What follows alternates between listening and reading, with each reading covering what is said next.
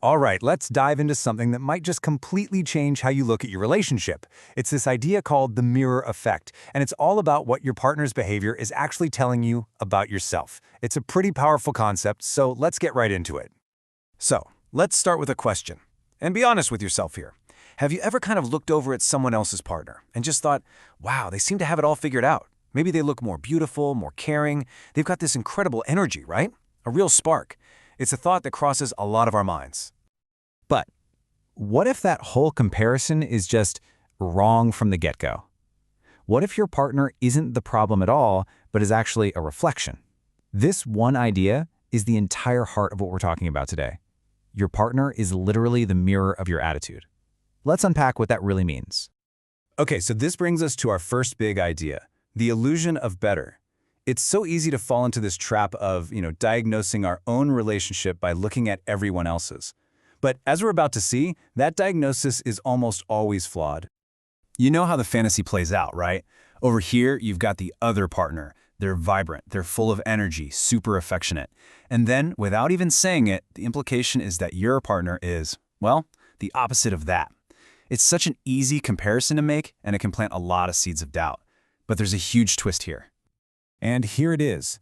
This is the crucial piece of the puzzle. The reason that other person seems so full of life and so vibrant, it's probably because they're in a relationship where their partner makes them feel that way.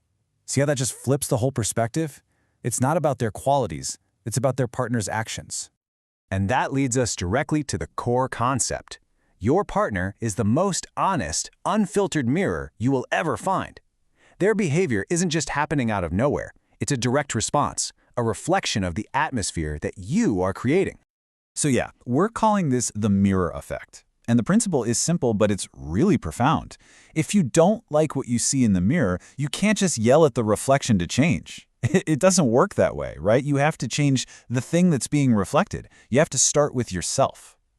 So if your partner is a mirror, how do you, polish it? How do you create a better reflection? Well, the source material points to 4 key areas that can completely change the dynamic. Here they are. It's about compliments and appreciation. It's about safety and care. It's about romance and spontaneity. And finally, support and listening. And look, these aren't some huge, complicated things. They're small, consistent actions. Let's break them down. First up, appreciation. This is all about making your partner feel seen. So if they look great, don't just think it, say it out loud. But I absolutely love this next idea. Don't just say they look great, offer to take a really good picture of them. That's an action. It's you saying, I see you, and you look so amazing right now, I want to capture it. Next, safety and care. And this goes way beyond just physical safety. We're talking about emotional security. Think about it. Your partner is heading home late.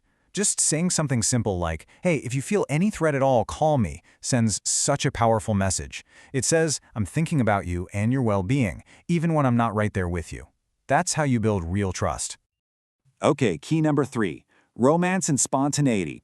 And please forget the Hollywood idea that this has to be some big, expensive gesture. The real magic is in the small, totally unexpected things. Find out their favorite coffee and just show up with it one day, for no reason. Leave a little note somewhere they'll find it. It's all about saying, I was thinking of you when they least expect it. But, and this is a really important but, authenticity is everything. If these gestures suddenly happen all the time or they feel totally out of character for you, they can actually make your partner suspicious instead of feeling loved. So the key is balance. It has to feel real and come from a genuine place.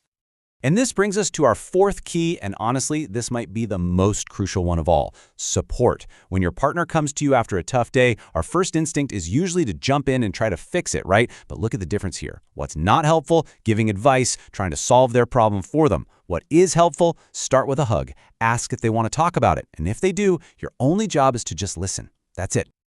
Okay, so now we've walked through the 4 keys for polishing that mirror.